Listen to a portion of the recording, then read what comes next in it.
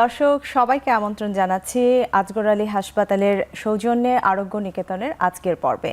আপনাদের সাথে রয়েছি আমি ডাক্তার আঞ্জুমানা তামান্না। ওয়ার্ল্ড নার্স ডে 12ই মে, আজ সেই 12ই মে ওয়ার্ল্ড নার্স ডেতে আমরা আজ কথা বলবো নার্সদের নিয়ে। বাংলাদেশে প্রায় ৭৫,০০০-এর বেশি রেজিস্টার্ড নার্স রয়েছে। সেই নার্সদের নিয়ে আমাদের আলোচনা সমালোচনা খুবই কম হয়। সেই বিষয়টি নিয়ে আজ আমরা কথা বলবো। এবারে ওয়ার্ল্ড নার্স ডের প্রতিপাদ্য বিষয় হলো আমাদের নার্স আমাদের ভবিষ্যৎ, জীবন রক্ষায় প্রয়োজন নার্সদের ক্ষমতায়ন। সেই জীবন রক্ষায় নার্সদের কতটুকু ক্ষমতায়ন আমাদের দেশে প্রতিফলিত হচ্ছে সে বিষয়গুলো নিয়েই আজকে কথা বলবো।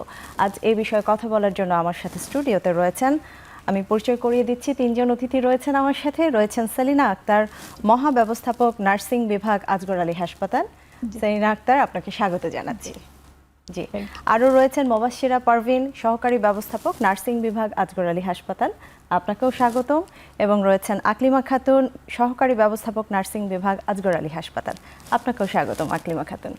আমি শুরুতেই যেটা বলছিলাম, আসলে আমাদের দেশে নার্সদের নিয়ে আলোচনা খুবই কম হয়, বিশেষ করে নার্সদের ক্ষমতায়ন বা তারা কতটুকু কি করছে সেই বিষয়টা নিয়ে। তো আমি শুরু করতে চাই আকলিমা খাতুন আপনাকে নিয়ে। আজ তো ওয়ার্ল্ড নার্স ডে 12ই মে, আমরা জানি। এবারে প্রতিপাদ্য বিষয়টাও আমি বললাম, একটু আপনার কাছে শুনবো আসলে বাংলাদেশের প্রেক্ষাপটে এই প্রতিপাদ্য বিষয় কতটুকু আসলে প্রতিফলিত করা সম্ভব। আজকে আসলে ফ্লোরেন্স নাইটিঙ্গেল মহিষী নারী, যার জন্মদিন 12 মে, এই তার জন্মদিনের অনুসারে আমরা এই দিনটিকে নার্সেস ডে হিসেবে সেলিব্রেশন করি এবং পুরো ওয়ার্ল্ড এটাকে সেলিব্রেট করে। তো এবারের প্রতিপাদ্য বিষয়টার সাথে আমরা বাংলাদেশের প্রেক্ষাপটে বলবো, খুব সুন্দর একটি নার্সদের ক্ষমতায়ন যেটাকে বলা হয়েছে, ফুটিয়ে তোলা হয়েছে, যে নার্সদের ক্ষমতায়নটা যদি আমরা আসলে প্রতিষ্ঠিত করতে না পারি, তাহলে একজন নার্স কনফিডেন্টলি একটা রোগীকে যে সেবাটা দিবে এটা কখনোই প্রোভাইড করতে পারে না। এজন্য নার্সদের ক্ষমতায়নটা, নার্সদের নলেজটা, এটাকে ডেভেলপ করার জন্য আমাদের কিভাবে কাজ করা উচিত এ বিষয়েই গুরুত্ব দেওয়া দরকার। জি, অনেক ভালো বলেছেন। আমরা ফ্লোরেন্স নাইটিঙ্গেলকে স্মরণ করছি এবং তার জন্মদিনেই আসলে নার্স ডে তা পালন হয়, আমরা সবাই সে বিষয়টা জানি। একটু সেলিনা আক্তার, আপনার কাছে যাচ্ছি। আসলে এই যে একটা প্রতিপাদ্য বিষয় বা প্রতি বছরই একটা থিম নিয়ে যায় এই দিনগুলো, আর WHO যে এই যে থিমগুলো দেয়, আমাদের দেশের প্রেক্ষাপটে আসলে নার্সদের জন্য এটা কতটা চ্যালেঞ্জ, বা নার্সরা আসলে সেই চ্যালেঞ্জগুলো আদৌ ফিল আপ করতে পারে কিনা, সবচেয়ে বড় চ্যালেঞ্জ আপনি কি মনে করেন? নার্সেসদের যে থিমটা, নার্সদের ক্ষমতায়ন করে জীবন বাঁচানোর জন্য যে থিমটা দিয়েছে, এটা কিন্তু পুরো বিশ্বের জন্য। তো নার্সিংয়ে আমরা বাংলাদেশে আলহামদুলিল্লাহ আগের থেকে ভালো উন্নতির দিকে এগোচ্ছে। তো নার্সিংয়ে যে ক্ষমতায়নের যে চ্যালেঞ্জিংয়ের জায়গাটা, সেটা হচ্ছে যে নার্সিংয়ে যে পরিমাণে দক্ষ মানব সম্পদ আমাদের নার্স তৈরি করতে হবে, সেই জায়গায় আমাদের সবচেয়ে বড় ঘাটতি আছে। যে নার্সদের স্পেশালাইজ ট্রেনিং এবং প্র্যাকটিক্যালি সিমুলেশন, স্পেশালাইজ ট্রেনিংগুলি আছে। তারপরে নার্সদের যে উন্নতি হায়ার এডুকেশনের সুযোগ সুবিধাগুলি, এটা আসলে বাংলাদেশে আরও ডেভেলপ করতে হবে, আগের থেকে বেটার হচ্ছে, আরও ভালো করতে হবে। আর সবচেয়ে বড় চ্যালেঞ্জিং জায়গাটা হচ্ছে আমাদের, যে আপনারা জানবেন যে প্রায় 18 কোটি মানুষের দেশে আমরা এখন রেজিস্টার নার্স, বিএসসি, ডিপ্লোমা এবং মিডওয়াইফ সহ আছে মাত্র 1,30,000। তার মধ্যে আমরা দেখতেছি যে কাজ করে অ্যাক্টিভ অনেকে বিদেশে কাজ করে, অনেকে রেজিস্ট্রেশন নিয়েও কাজ করছে না, ঘরে বসে আছে। মেবি 70 থেকে 90,000 মতন নার্সরা এখন অ্যাক্টিভলি কাজ করছে, যেটা ওয়ার্ল্ড হেলথ অর্গানাইজেশন রিকমেন্ডেশন থেকে অনেক কম। যেটা আমরা দেখছি যে ওয়ার্ল্ড হেলথ অর্গানাইজেশন রিকমেন্ড করে প্রতি 10,000 পপুলেশনের জন্য 30 জন নার্স দরকার। সেই পরিস্থিতিতে বাংলাদেশ এই মুহূর্তে আছে প্রতি 10,000 জনে 7 জন নার্স। এটা আমাদের জন্য খুবই চ্যালেঞ্জ। তো আমরা আসলে নার্সদের থেকে যেই জিনিসটা মানুষ চায়, সেটা কিন্তু ম্যান পাওয়ারের সংকটের জন্য সবসময় দেওয়া সম্ভব হয় না। এটা হচ্ছে সবচেয়ে বড় চ্যালেঞ্জ এই মুহূর্তে বাংলাদেশ নার্সিংয়ের। জি, আসলে আপনি যেই পরিসংখ্যানটা বললেন, এতেই আসলে বোঝা যায় আসলে সেবার মান ধরে রাখা কতটা কঠিন নার্সদের পক্ষে। যে 10,000 মানুষের জন্য 30 জন নার্সের দরকার, সেখানে 7 জনও প্রোভাইড করা অনেক সময় টাফ হয়ে যায়। তো সেবা আসলে এত যদি সংকট থাকে সেবার লোকজনের, সেক্ষেত্রে সেবা কিন্তু একদম আপ টু মার্ক দেওয়া সম্ভব হয় না। এটাই আমাদের সবচেয়ে বড় চ্যালেঞ্জ। মুবাশশিরা পারভীন, আপনার কাছে যাচ্ছি। আমরা আসলে গত কয়েক বছরে বেশ কিছু মহামারী ফেস করে এসেছি। একটু জানতে চাওয়া, একটা কোভিড মহামারী আমরা ফেস করেছি, ডেঙ্গু, মিজেলস, বিভিন্ন মহামারী আসছে আমাদের সামনে। আসলে আমরা দেখেছি এই সময় ফ্রন্ট লাইনার হিসেবে কিন্তু নার্সরাই থাকে, সামনে নার্সরাই থাকে। তো এটা তো অনেক বড় একটা চ্যালেঞ্জ। আপনার কাছে জানতে চাইবো, বিগত মহামারীগুলোতে আসলে আপনারা কি কি চ্যালেঞ্জ ফেস করেছেন, বা এই মহামারীগুলো কিভাবে সংকটগুলো কাটিয়ে উঠেছেন? আপনাদের আসলে এই সময়ে কি কি চ্যালেঞ্জ ফেস করতে হয়েছে? ধন্যবাদ আপনাকে। নার্সরা অ্যাকচুয়ালি সামনে থেকেই কাজ করে আসছে এবং আমরা কিন্তু বরাবরই এই ধরনের চ্যালেঞ্জের মোকাবেলা করে থাকি। যেরকম নার্সরা শুরু থেকে টিকাদান কর্মসূচি থেকে শুরু করে আইসিইউ কেয়ার, আউটডোর বেসিসে এবং আইপিডি, সমস্ত জায়গায় নার্সদের অবস্থান রয়েছে। এখানে যদি মানবতার দিক থেকে আমরা চিন্তা করি, তাহলে দেখা গেছে এই কোভিড-19 সময় যে বিষয়টা বেশি মানুষের মধ্যে হার্ট টাচ করেছে, সেটা হচ্ছে তাদের স্বজনরা কিন্তু ওই সময়ে তাদের কাছে যেতে সুযোগ হয়ে ওঠেনি। তো সেক্ষেত্রে আমি আমার একটা অভিজ্ঞতা থেকে বলবো, আমি দেখেছি একজন পেশেন্ট, সে কনসাস ওরিয়েন্টেড ছিল, কিন্তু তার কন্ডিশন ক্রিটিক্যাল ছিল। তো যখন তার স্বজনদেরকে সে দেখতে পারেনি, তখন সে তার যে কষ্টটা আমাদের কাছে বলল যে আমার তো ছেলে মেয়ে সবাই আছে, কিন্তু তোমরাই এই মুহূর্তে আমার ছেলে মেয়ে। সো এটা কিন্তু সত্যিই আমাদের খুব হার্ট টাচ করে। তো পরবর্তীতে আমার অভিজ্ঞতার কথাটাই যেটা আমি আর কি আবারও বলতে চাই, পরবর্তীতে ওনারা এসে যে ওনাদের এক্সপ্রেশনটা ছিল যে আপনারা আমাদের জন্য যা করেছেন সেটা কিন্তু কখনোই ভোলার মতো না, এবং সর্বোচ্চ পর্যায়ের সেবা আপনারা আমাদেরকে দিয়েছেন। সো সেই ক্ষেত্রে আর কি আমাদের একটা প্রাউড ফিল করি আমরা, যে এটা ডেফিনেটলি আমরা সামনের সারি থেকে কিন্তু আমাদের একটা আত্মতুষ্টি আছে। জি, অবশ্যই। এবং আমার মনে হয় আপনি যে কথাটি বলেন, এটা শুধু মহামারীর সময় না, যে কোনো ক্রিটিক্যাল পেশেন্ট হ্যান্ডেল করার সময়, এবং একজন রোগী যখন আমি বলবো যে তার একদম জীবনের শেষ মুহূর্তে থাকে বা মৃত্যুর দ্বার প্রান্তে থাকে, সেই সময় কিন্তু একজন নার্সই তার হাত ধরে দাঁড়িয়ে থাকেন।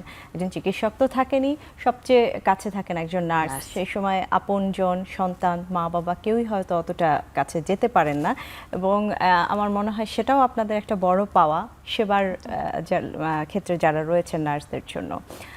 একটু সাইন আক্তার, আপনার কাছে আবার চলে যাচ্ছি। আসলে নার্সদের কাজটা তো আসলে একদম অনেক ভাস্ট, জি, লিমিটেড এক জায়গায় না, একদম প্রাইমারি হেলথ কেয়ার থেকে শুরু করে ক্রিটিক্যাল কেয়ার, যেখানে আইসিইউতে সেবা দেওয়া হয়, সব জায়গায় আলাদা আলাদা ট্রেনিং প্রাপ্ত নার্স ফিক্সড করা থাকে। একটু জানতে চাই, আসলে গ্রাম লেভেল থেকে এই যে আইসিইউ পর্যন্ত সেবা, নার্সদের এই সেবাগুলো দেওয়ার ক্ষেত্রে কোথাও কোনো গ্যাপ থেকে যায় কিনা, এবং এই ট্রেনিংগুলো নেওয়ার ক্ষেত্রে আমাদের দেশের নার্সরা কোনো চ্যালেঞ্জ ফেস করে কিনা? আসলে প্রাইমারি লেভেলে যে সেবাটা, সেখানে কিন্তু খুব জটিল পেশেন্ট হলে তার সে লেভেলে পাঠিয়ে দেয়। তো আমরা যখন নার্সিং পাস করে সবাই কিন্তু একই ধরনের ট্রেনিং পায়। সো একই ধরনের ট্রেনিং প্রাপ্ত হয়ে স্পেশালাইজ ট্রেনিং না থাকলে কিন্তু আইসিইউতে যখন সেম নার্স যে রেজিস্ট্রেশন পেয়েছে ডিপ্লোমা নার্সিং করে, যে প্রাইমারি লেভেলে গিয়ে কাজ করছে, সে কিন্তু যেভাবে কাজ করতে পারছে কমফোর্টেবলি, সেম নার্সকে যদি উইদাউট ট্রেনিংয়ে তাকে আইসিইউতে ঢুকিয়ে দেওয়া হয় ইনিশিয়ালি, সে কিন্তু অনেক চ্যালেঞ্জ ফেস করে। তাকে আস্তে আস্তে কিন্তু আমরা আগে স্পেশালাইজ ট্রেনিং দিতে হয়। অনেক এডুকেশনের মধ্যে যখন আমরা পড়াশোনা কারিকুলামের মধ্যে যথেষ্ট পরিমাণে আছে, বাট স্পেশালাইজড জিনিসগুলি কিন্তু কারিকুলামে সবসময় থাকে না। সেটা প্র্যাকটিক্যালি প্রত্যেকটা হসপিটালকে এবং অর্গানাইজেশনকে কিন্তু এটা প্রোভাইড করতে হয়। এবং নার্সদেরও ওইরকম স্পেশালাইজড যে ট্রেনিং কোর্সগুলো, ওটার ভিতরে যাওয়ার পরে যদি আমরা তাদেরকে ডিপ্লয় করি, তাহলে কিন্তু ওরা ভালো করতে পারে। তো যখন একটা প্রাইমারি হেলথ কেয়ারে যখন নার্স ডিউটি করছে, সে পেশেন্টকে অ্যাসেস করছে, হয়তো বা মনিটরিং করছে, অ্যান্টিনেটাল চেক আপ করছে, টিকাদান কর্মসূচি করছে, বাট যখন সেটা টার্সিয়ার লেভেলে আইসিইউতে আসে, সেম নার্সই কিন্তু তাদের সেম এডুকেশন ব্যাকগ্রাউন্ডে একটা ক্রিটিক্যাল পেশেন্ট নিয়ে যখন কাজ করছে, তাকে কিন্তু অনেক অ্যাডভান্স কাজ করছে, অনেক ডিজিটালাইজড কাজ করতে হচ্ছে। তাকে মুমূর্ষু পেশেন্টকে কন্টিনিউয়াস কীভাবে মনিটরিং করতে হবে, তার ডাটাবেস কীরকম হবে, নর্মাল প্যারামিটার্সটা কী হবে, তাকে লাইফ সাপোর্টের কীভাবে চেক করতে হবে, এবং অনেক অ্যাডভান্স এবং হাই রিস্ক মেডিসিন অ্যাডমিনিস্ট্রেশন করতে হবে। এই জিনিসগুলো কিন্তু তাকে অনেক নির্ভুলভাবে কিভাবে সে করতে পারে, তার জন্য কিন্তু তাকে অনেক সহযোগিতা এবং ট্রেনিংয়ের মাধ্যমে একটা জায়গায় নিয়ে আসতে হয়। সেই সুযোগটা হয়তো বা আমাদের সব প্রতিষ্ঠানে হয় না, বাট আমরা আশা করি আস্তে আস্তে এই জায়গাগুলো আমরা আরও ভালো করতে পারবো। নার্সদের জন্য স্পেশালাইজ ট্রেনিং কোর্সগুলো আরও ওয়াইডলি আমরা করতে পারবো। যেমন আমি বলবো, আসগর আলী হসপিটালে যখন আমরা ক্রিটিক্যাল এরিয়ায় কাউকে আমরা ডেপ্লয় করি, ডেফিনেটলি তার আগে আমরা একটা ট্রেনিংয়ের আওতায় নিয়ে আসি। সব নার্সদের, নিউ নার্সদের আমরা একটা ইন্ডাকশন প্রোগ্রামের ভিতর দিয়ে নিয়ে আসি, বাট ক্রিটিক্যাল এরিয়া আমরা অবশ্যই তাদেরকে 1 থেকে 2 মাস 3 মাস পর্যন্ত আমরা ট্রেনিংয়ের আওতায় রাখি, তারপরে তাদেরকে আমরা পেশেন্ট ডেপ্লয় করি। তার মানে এটা আসলে অনেকটা যে অর্গানাইজেশনে কাজ করছে তার উপরও নির্ভর করছে, ডেফিনেটলি, এবং সরকারি সহায়তাও আসলে দরকার সেই ক্ষেত্রে আমাদের নার্সদের উন্নত ট্রেনিং এর জন্য। আপনি অ্যান্টিনেটাল কেয়ারের কথা বলছিলেন, তার রেশ ধরে একটু বলতে চাই, ম্যাটারনাল অ্যান্ড চাইল্ড হেলথ নিয়ে কিন্তু বাংলাদেশে অনেক কাজ হচ্ছে, এবং আমরা জানি যে এই যে ডেলিভারি রিলেটেড কাজে মিডওয়াইফদের একটা বিশেষ ভূমিকা রয়েছে এবং কন্ট্রিবিউশনটা অনেক বেশি। আমাদের মতো দেশে আসলে এই যে মিডওয়াইফ বা নার্সদের ভূমিকা ম্যাটারনাল অ্যান্ড চাইল্ড হেলথে, আপনি যেহেতু একটি হাসপাতালের মহাব্যবস্থাপক হিসেবে রয়েছেন নার্সিং বিভাগে, আপনার মতামতটা জানতে চাইবো, আসলে কতটুকু ভূমিকা এক্ষেত্রে নার্সদের রয়েছে ম্যাটারনাল অ্যান্ড চাইল্ড হেলথ? ধন্যবাদ আপনাকে। নার্সদের ভূমিকা এখানে আমি বলবো অপরিসীম। যে ম্যাটারনাল এবং চাইল্ড হেলথ কেয়ারে যে আমরা WHO একটা ডাটাবেসে দেখব, 2000 সালের পরে থেকে কিন্তু এটা 79 থেকে 80% কমেছে। তো আমি মনে করি এটা অনেক বড় একটা অ্যাচিভমেন্ট বাংলাদেশের জন্য।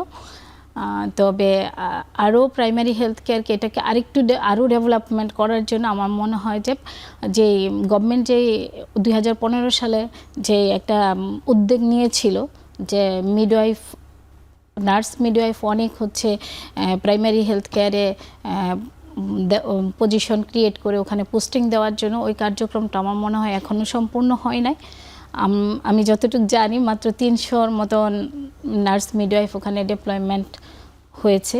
বাকি আমার মনে হয় আরও দিতে পারলে ভালো হয় ওই জায়গাগুলি, তাহলে আমরা পরবর্তীতে দেখব যে এখানে আরও বেশি আমরা এই জায়গায় রিডিউস করতে পেরেছি, বা ম্যাটারনাল এবং চাইল্ড মর্টালিটি রেট আরও অনেক কমিয়ে আনা সম্ভব। যে আমরা এই বিষয়গুলো নিয়ে আরও শুনবো। আমাদের একটা বিরতির সময় হয়ে গেছে, বিরতি দিয়ে ফিরছি।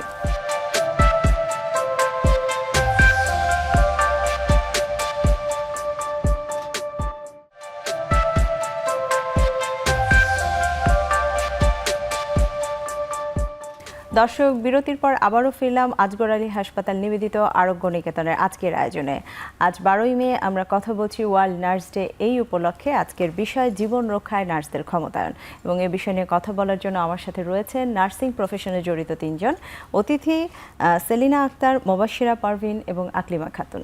আমি এবার একটু চলে যাচ্ছি আকলিমা খাতুন আপনার কাছে। একটু আমাদের দেশে নার্সদের যে ট্রেনিং, এডুকেশনের মান, আসলে বিএসসি নার্সিং, মিডওয়াইফ এবং ডিপ্লোমা, বিভিন্ন ধাপ রয়েছে। আমরা ট্রেনিং নিয়ে একটু আগে কথা বলছিলাম। তাদের আসলে শিক্ষার মান নিয়ে আপনারা কতটা সন্তুষ্ট, বা উচ্চশিক্ষা আরও বেশি ট্রেনিং এর জন্য আর কি কি করণীয় বলে আপনি মনে করছেন? ধন্যবাদ আপনাকে, সুন্দর একটি কোশ্চেন করেছেন আপনি আমাকে। নার্সিং কারিকুলাম বা তাদের স্টাডি, এটা নিয়ে আমার তেমন কিছু বলার নাই, আলহামদুলিল্লাহ সব কিছু ঠিক আছে। কিন্তু আমি একটু এটার সাথে যোগ করতে চাই, সেটা হচ্ছে নার্সিং পাশ করার পর তারা যখন ক্লিনিক্যাল প্র্যাকটিসে আসে, যখন ফেস করে হসপিটাল, ফেস করে পেশেন্ট সরাসরি, তখন আমরা যেই প্র্যাকটিক্যাল যেই প্রবলেমটা ফেস করি, সেটা হচ্ছে তারা সিমুলেশন প্র্যাকটিস, যেটা ক্লিনিক্যাল প্র্যাকটিস, এটার মনে হয় অনেকটাই গ্যাপ পড়ে আছে। কিন্তু আমরা যদি এখন এটা নিয়ে একটু ফোকাসিং করি, যে প্রত্যেকটা ইনস্টিটিউটগুলোতে, গভর্নমেন্ট বলি বা প্রাইভেটলি বলি, সেগুলোতে যদি ল্যাবগুলো বাড়ানো যায়, এছাড়া ক্লিনিক্যাল প্র্যাকটিসটা যদি একটু বেশি তাদেরকে ফোকাসিংয়ে নিয়ে আসা যায়, তাহলে মনে হয় নার্সরা আরও একটু ভালো করবে, টিচাররা আরও ভালো করবে।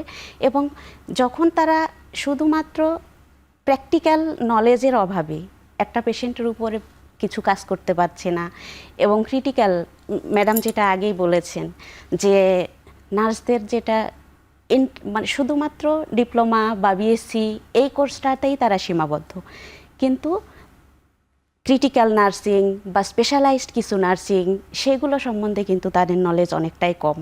এ কারণে আমরা এখানে বাধাগ্রস্ত। জি, তার মানে আসলে নার্সিং পাশ করার পরে আপনি উচ্চশিক্ষাটার প্রতি বেশি জোর হ্যাঁ, দিচ্ছেন।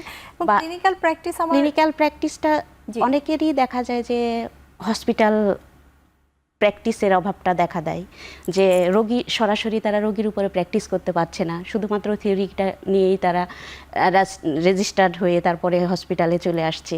এই বিষয়ে আমার একটি প্রশ্ন রয়েছে। আমি নিজেও চিকিৎসক এবং আমি নিজেও নার্সিং ইনস্টিটিউটের অনেকেরই ক্লাস নিয়েছি এবং ট্রেনিংও করেছে। আসলে প্র্যাকটিস করার সুযোগ কিন্তু চাইলেই আছে। আমাদের দেশে কিন্তু রোগীর কোনো অভাব নেই, কারণ আমরা অলরেডি এটা নিয়ে আলোচনা করেছি যে আসলে রোগী তুলনায় আমাদের কিন্তু টেকনিক্যাল পার্সন নার্সের অভাব সবসময়। সেই ক্ষেত্রে আসলে কোন বাধাটা এখানে কাজ করছে বলে আপনি মনে করেন, যে ক্লিনিক্যাল প্র্যাকটিসে আসতে চাচ্ছে না নার্সরা নিজেরা, নাকি আসার পরে সেরকম ট্রেনিং স্বতঃস্ফূর্ততা পাচ্ছে না?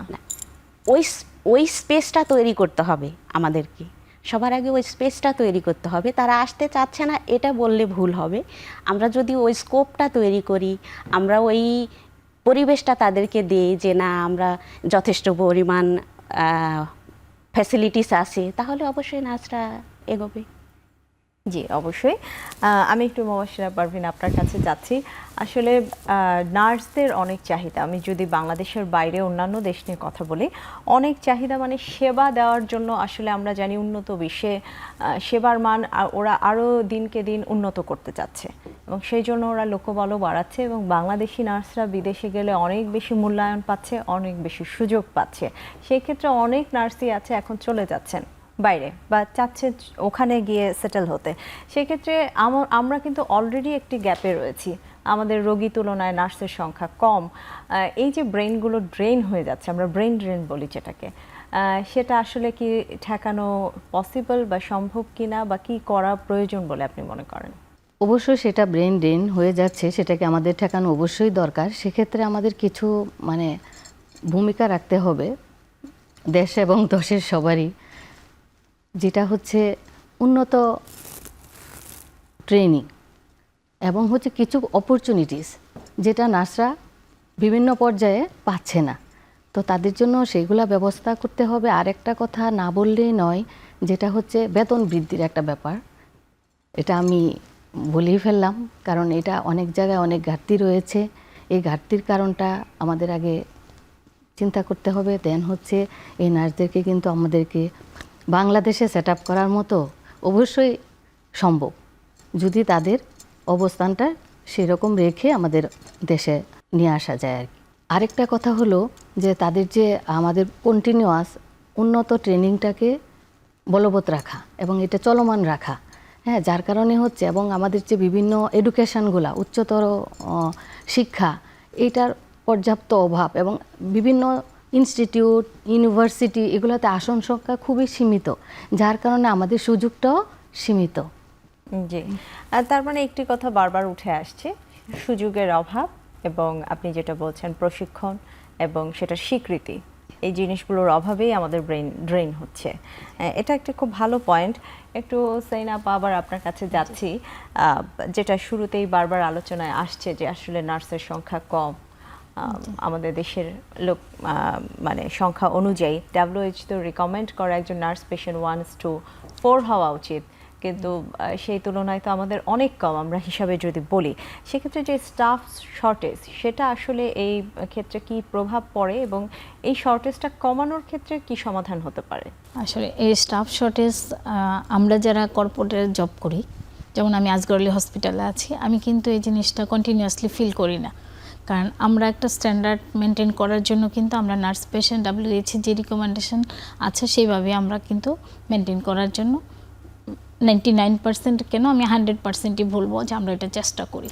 ওইখানে দেখবেন যে আমি যদি আমাদের খুব কাছে ঢাকা মেডিকেল কলেজ, ওনাদেরকে যদি উদাহরণ দিই, একজন নার্স দেখা যায়, আমি একটা ওয়ার্ডে একদিন গিয়েছিলাম, সেখানে 145টা পেশেন্ট আছে, বেড ক্যাপাসিটি কিন্তু খুবই কম, মেবি 40, ফ্লোর সহ ওনার 145 পেশেন্ট আছে, ওখানে মাত্র 2 জন নার্স ডিউটিতে আছে। তো এটা কিভাবে সম্ভব? আমরা যদি নার্সদের থেকে আমরা সবসময় এক্সপেক্ট করি যে নার্সরা ভালো ব্যবহার করবে, ভালো কাজ করবে, পেশেন্টকে সময় দিবে, এটা অ্যাজ এ হিউম্যান এটা কোনোভাবেই আসলে সম্ভব না। 2 জন নার্স এতগুলি পেশেন্টকে স্যাটিসফাইড করা, তার যে রুটিন ওয়ার্ক আছে এটা কমপ্লিট করাই তার জন্য খুবই ডিফিকাল্ট আমি মনে করি। সে ডেফিনেটলি কোনোভাবে সাহায্য নিয়ে এই কাজটা কমপ্লিট করছে তার শিফটে, প্রতি শিফটে। তো এই নার্স সংকট কিন্তু আমাদের দেশে আমাদেরকে নিজেদেরকেই, পলিসি মেকার যারা আছেন তাদেরকেই কিন্তু এগিয়ে আসতে হবে। আমাদের সিটি গ্রুপ, আমরা একই আমব্রেলায়, সিটি গ্রুপের অন্তর্ভুক্ত আমরা আজগর-আলী হসপিটাল, এই কথা চিন্তা করে কিন্তু আমাদের সিটি গ্রুপের প্রতিষ্ঠাতা প্রয়াত ফজলুর রহমান স্যার, উনি আমাদের হসপিটালের সাথে সংশ্লিষ্টতা রেখে কিন্তু হসপিটাল করার পরপরই কিন্তু স্যার একটা নার্সিং ইনস্টিটিউট প্রতিষ্ঠান আমাদের এখানে করেছেন, যেটার নাম হচ্ছে Fazlur Rahman nursing and midwifery institute. আমাদের অলরেডি 6th ব্যাচ চলতেছে এখানে। আমাদের ফার্স্ট ব্যাচের নার্সরা পাশ করে গিয়েছে, আমাদের সাথে জব করছে। সেকেন্ড ব্যাচের স্টুডেন্টরাও বের হয়েছে, আমাদের এখানে ইন্টার্নশিপ করছেন। এইভাবে যদি, এবং আমাদের সাথে কিন্তু একটা মেডিকেল কলেজও আছে, সো আমাদের ওইটাও 3rd ইয়ার পর্যন্ত স্টুডেন্ট ঢুকেছে। তো এইভাবে যদি অন্যান্য অর্গানাইজেশনগুলি চিন্তা করে, তাদের প্রত্যেকটা হসপিটাল, যাদের বড় বড় হসপিটাল আছে তাদের সাথে যদি সংশ্লিষ্ট রেখে, বা এই পাবলিক ইউনিভার্সিটিগুলি যদি নার্সিংকে অ্যাডাপ্ট করে, ওনাদের একটা ফ্যাকাল্টি যদি নার্সিং ফ্যাকাল্টি হিসাবে রেখে দেয়, ওনারা, আমার মনে হয় এই জায়গা থেকে আমরা বেরিয়ে আসতে পারবো। এবং আমাদের আসলে যে জায়গাটা, যে নার্সিং একটা জব, এটা একটা প্রফেশন, কিন্তু আমরা জব হিসাবে না নিয়ে একটা প্রফেশন হিসাবে যখন নিব, যে এই প্রফেশনটা কি, মানুষ যখন বুঝবে যে এখানে কিন্তু শুধু নার্স মানে যে সে ওষুধ দিচ্ছে রুগীকে, এটা না। একটা নার্স আসলে কিন্তু কন্টিনিউয়াস পেশেন্টের বেডসাইডে থেকে তার যে ইম্পর্টেন্সটা কি, এটা যদি আমরা সাধারণ জনগণকে বুঝাইতে পারি, এবং নার্সদের সেই সম্মানের জায়গাটা যদি আমরা তৈরি করে দিতে পারি, নার্সদের যদি আমরা একটু সহানুভূতি দেখাই, একটু রেসপেক্ট করি, একটু মোটিভেশন দিই, তাহলে কিন্তু এই নার্সিং প্রফেশন অনেক উপরে উঠে যাবে। এবং নার্সিংয়ে যখন নতুনরা আসার জন্য কিন্তু আরও উৎসাহিত হবে। হ্যাঁ, নতুনরা যখন আসবে তখন এই প্রফেশনে এন্ট্রিটা যত বেশি হবে, তত কিন্তু আমরা এই সার্ভিসও লোক পাবো। তো আশা করি আমরা সেই জায়গা থেকে এই বছর যে আমাদের বলেছে এম্পাওয়ার নার্সেস সেভ লাইফ, এই কথাটাই বারবার আসছে, যে নার্সদের ক্ষমতা আয়ন, মানে যে নার্সদেরকে কি করতে হবে, বেশি ট্রেনিং দিতে হবে, নার্সদেরকে সেই সম্মানের জায়গাটা নার্সদের করে দিতে হবে, আসতে হবে। এক কথায় যদি বলি, মূল্যায়নের জায়গা। এবং আমরা এই যে নার্সদের ঘাটতির জন্যই কিন্তু আমরা বারবার এই জায়গায় ধাক্কা খাচ্ছি পুরো বাংলাদেশে, যে নার্স। এই বিষয়গুলো নিয়ে আরো আসবো, আরো বিস্তারিত শুনবো আপনাদের কাছ থেকে। আমাদের আরো একটু বিরতির সময় হয়ে গেছে, বিরতি নিয়ে ফিরছি।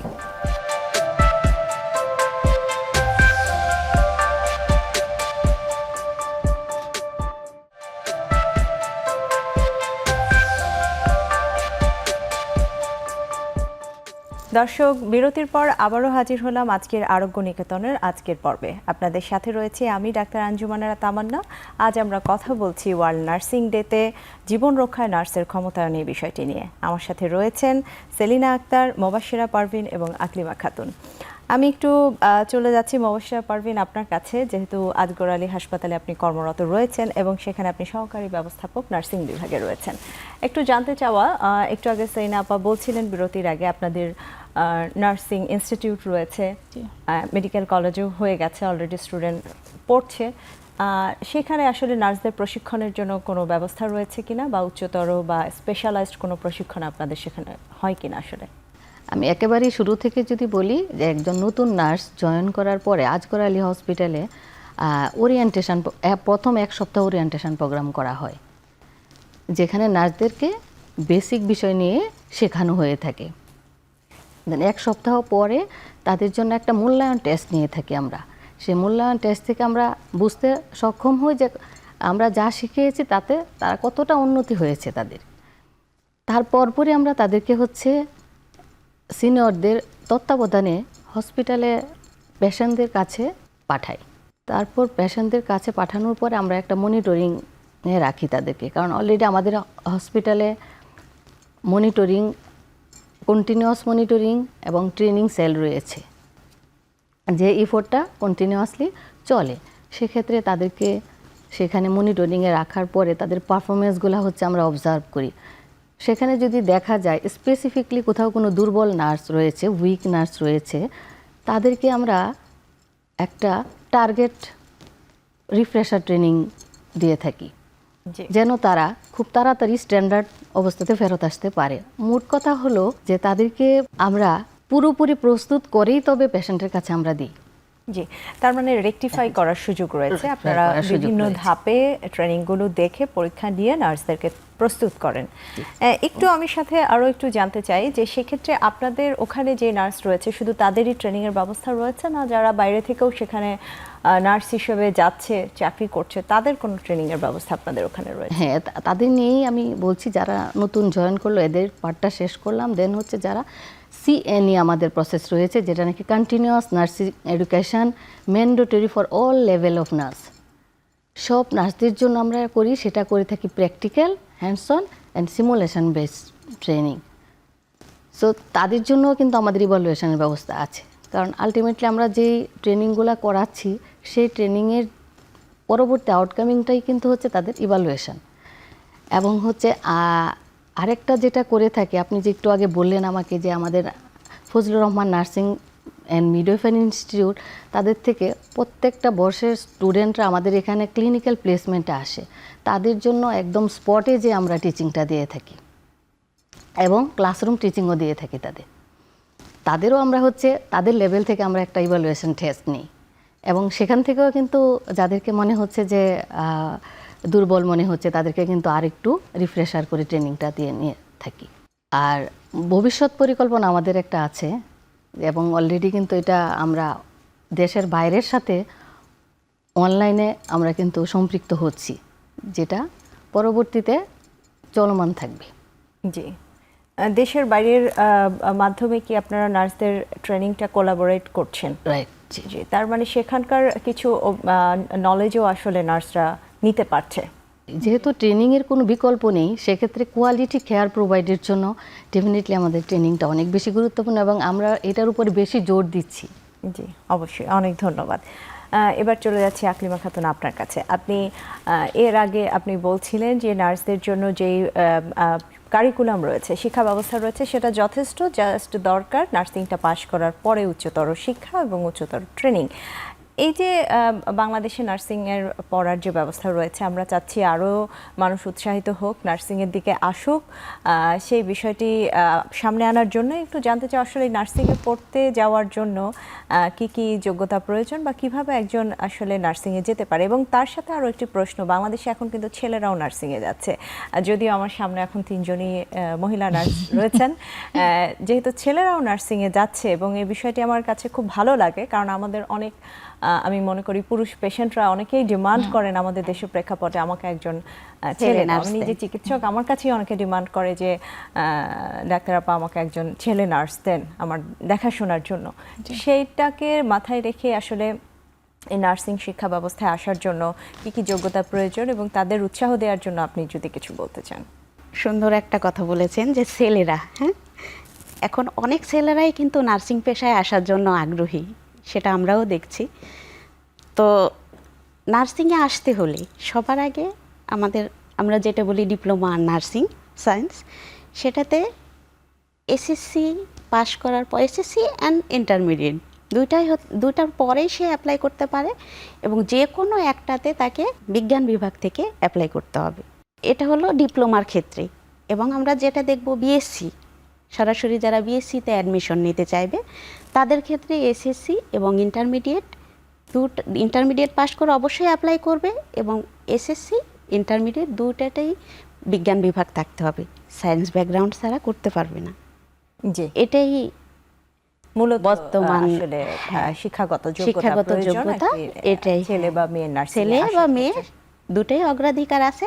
এটা তো গভর্নমেন্ট এবং প্রাইভেটলি তাদের তো নিজস্ব একটা কারিকুলাম আছে বা নিজস্ব প্র্যাকটিস আছে, সেটার উপরে ডিপেন্ড করবে। এবং গভর্নমেন্টেও তো ছেলেদের জন্য যথেষ্ট সিট এখন আছে এবং তারা এটাতে কিন্তু অনেক কন্টেস্ট। জি, এই বিষয়টি নিয়ে রেস্ট টেনে একটু সেন আপার কাছে যাব আমি।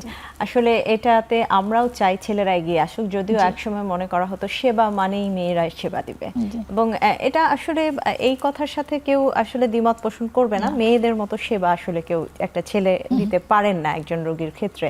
সেজন্য এই সেবা খাতে আসলে মেয়েরাই এগিয়ে আছে, এবং বিশেষ করে নার্সিংয়ের মতো প্রফেশনে যেখানে একজন রোগীকে সেবা দিতে হচ্ছে একদম, আপনি একটু আগে বলছিলেন যে শুধু ওষুধ দেওয়াই আসলে নার্সিংয়ের কাজ না। একজন নার্স একজন রোগীকে মানসিকভাবে অনেক সাপোর্ট দিয়ে থাকেন, শারীরিক সাপোর্ট তো রয়েছেই, তার কথার মাধ্যমে, তার বিভিন্ন কনভারসেশনের মাধ্যমে একজন রোগীকে সাহস দিয়ে থাকেন। আপনি তো আজগর আলী হাসপাতালে রয়েছেন, আপনাদের ওখানে কোনো ছেলে নার্স রয়েছে কিনা এবং তাদের কোনো ট্রেনিং করানো হয় কিনা? আমাদের আজগর আলী হসপিটালে প্রত্যেক ইউনিটে আমরা একটা সার্টেন পার্সেন্টেজ হচ্ছে ছেলে রাখি, কারণ আমাদের সোসাইটি ডিমান্ড করে। এবং আমি বলবো, আপনি যে বলেছেন যে মেয়েরা আসলে ভালো কাজ করে না, আমি সে জায়গায় আপনার সাথে একমত হতে পারছি না। আমাদের ছেলেরাও কিন্তু মাশাআল্লাহ খুব ভালো কাজ করছে এবং পেশেন্ট টাচিং কাজই করছে, এরকম না যে ওরা টাচ করছে না। আর এখন গভর্নমেন্ট তো একটা পলিসি করে দিয়েছে যে 10% হচ্ছে ছেলে অন অ্যাডমিশনই স্টুডেন্ট থেকে 10% ছেলেকে এন্ট্রিতে রাখতে হবে, কারণ আমাদের দেশের সেই ডিমান্ড অনুসারে ওনারা করেছে। এবং সেটা ধরেই কিন্তু আমরাও বর্তমানে যে ডিমান্ড, এই কারণে কিন্তু আমরা প্রত্যেক জায়গায় আমরা ছেলে রেখেছি। ছেলে এবং মেয়ে দুজনেই সমানভাবে একইভাবে কাজ করে যাচ্ছে। আমার কাছে ছেলে এবং মেয়ের মধ্যে ডিফারেন্স করে কিছু দেখছি না। কাজের জায়গায় দুজনেই খুব ভালো করে আন্তরিকতা দিয়ে ভালোভাবে কাজ করছে। ছেলেরাও যে অনেক ভালোবেসে টাচিংভাবে কাজ করতে পারে, মাথায় হাত রেখে রোগীদের সেবা করতে পারে, এটাও কিন্তু খুব জি, এটাও আমাদের জন্য একটা আশার কথা যে ছেলেরাও আসছে এবং ভালো কাজ করছে। অবশ্যই আমি বিষয়গুলো নিয়ে আরো আসবো। আমাদের আরো একটি বিরতির সময় হয়ে গেছে, বিরতি নিয়ে আবার ফিরছি।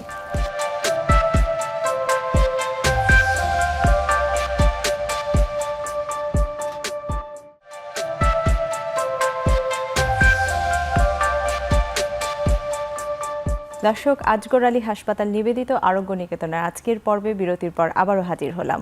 আজ কথা বলছি আমরা ওয়ার্ল্ড নার্সিং ডে উপলক্ষে জীবন রক্ষায় প্রয়োজন নার্সের ক্ষমতায়ন এই বিষয়টি নিয়ে, এবং আমার সাথে এই নার্সিং প্রফেশনের 3 জন রয়েছেন অতিথি। আমি এবার চলে যাচ্ছি একটু সেরিনা আক্তার আপনার কাছে।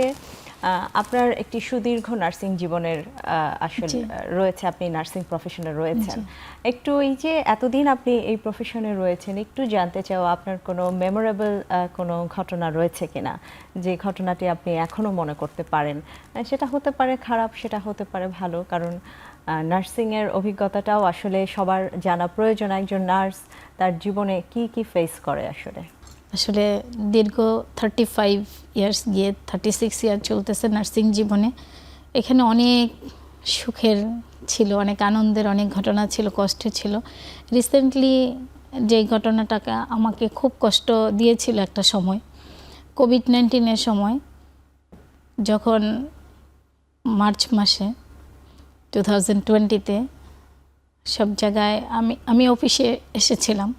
আমি জানতাম না অ্যাকচুয়ালি আমাকে আর বাসায় ফিরে যেতে পারবো না। এই জিনিসটা আমি জাস্ট আমার জামা নিয়ে নর্মালি যেভাবে অফিসে আসে আমি এসেছি ওইভাবে অফিসে কাজ করছিলাম। বিকালে শুনলাম শাটডাউন, নারায়ণগঞ্জে কয়েকজন হচ্ছে করোনা পেশেন্ট ধরা পড়েছে। তো আমি একটা জায়গায় থাকতাম যেখানে একটা কোয়ার্টারে, নাম বললে আমার মনে হয় না খুব বেশি ক্ষতি হবে কারো। আমি পিলখানায় থাকতাম, আমার হাজব্যান্ড ওখানে একটা স্কুলের টিচার, তো আমরা কোয়ার্টারে থাকতাম। বিকেলবেলা 5টার সময় আমার হাজব্যান্ড ফোন করে বললো যে তুমি আসলে আজকে খুবই দুঃখিত, বাসায় আসতে পারবা না, কারণ লকডাউন করে দিয়েছে। যারা হসপিটালে জব করে ডাক্তার নার্স তারা আজকে থেকে আর পিলখানায় ঢুকতে পারবে না। এই জিনিসটা আমার জন্য খুব কষ্টদায়ক ছিল। আমার মেয়েটা তখন ক্লাস 4-এ পড়ে, ছেলেটা ক্লাস 9-এ পড়ে। মানে আমি এখনও যদি মনে করি আমার খুব কষ্ট হয়েছিল যে আমি রাত কিভাবে থাকবো। তখন আমার কলিগরা আমাকে খুব সাপোর্ট দিয়েছিল, হসপিটাল আমাকে সাপোর্ট দিয়েছিল। আমি দৌড়ায় আমার প্রতিষ্ঠানের যারা কর্মকর্তা ছিলেন ওনাদের কাছে গিয়েছি। আমাদের যে ব্যবস্থাপক এবং মেডিকেল ডিরেক্টর ডক্টর SM জাবরুল হক স্যার, আমি শ্রদ্ধার সাথে স্মরণ করছি। আমাদের আরও সিনিয়র ম্যানেজমেন্ট অনেকজন ছিল, আমাকে ওনারা কয়েক ঘন্টার মধ্যেই থাকার ব্যবস্থা করে দিয়েছে।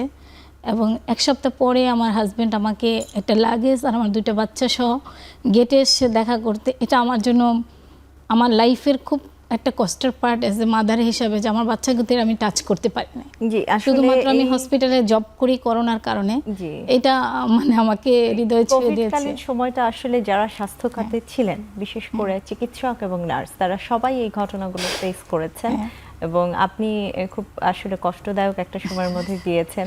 বোঝা যাচ্ছে আপনার এই অভিজ্ঞতাটা শেয়ারের মাধ্যমে। আমার মনে হয় এরকম পুরো ওয়ার্ল্ডে অনেক ডাক্তার নার্সরা ফেস করেছে স্যাক্রিফাইস। আমার মনে হয় সেবা খাতে যারা রয়েছেন তারা সবাই এই ধরনের স্যাক্রিফাইস কিছু না কিছু করছেন রেগুলারলি, শুধুমাত্র মানুষকে সেবা পৌঁছে দেওয়ার জন্য।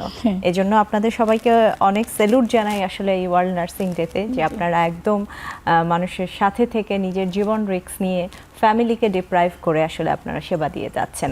আমরা আয়োজনের একদমই শেষের দিকে। সেনা আপা, আপনাকে অসংখ্য ধন্যবাদ জানাচ্ছি এত সুন্দর অভিজ্ঞতা শেয়ার করার জন্য, এবং এই যে আপনি আপনাদের ইনস্টিটিউটে কিভাবে নার্সদের ট্রেন আপ করছেন এবং ভবিষ্যতে আপনাদেরকে কি পরিকল্পনা আপনারা শেয়ার করলেন, সেটা আসলে অনেক উপকারে আসবে।